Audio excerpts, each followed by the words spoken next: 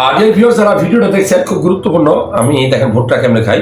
মূলত এখানে মরিচের গুঁড়া, হালকা লবণ, সাথে আমরা কি দিছি লেবুর রস মিক্সড করার পরে আপনি যখন খাবেন দেখেন লেবুর রস মিক্সড করে, তখন ভুট্টাটা খুব টেস্টি হয় এবং অনেক মজা হয়।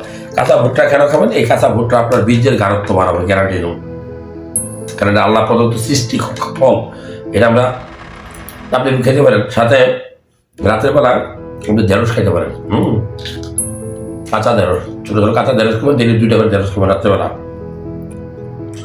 এরকম 2-4টা রাত্রেবেলা খেজুর খাবেন, পারলে 1 গ্লাস দুধ খাবেন।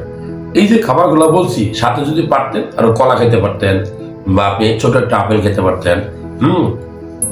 সকালবেলা একটু আদা বা রসুনের কুচি কুচি আপনি মধু মিশাই খাবেন।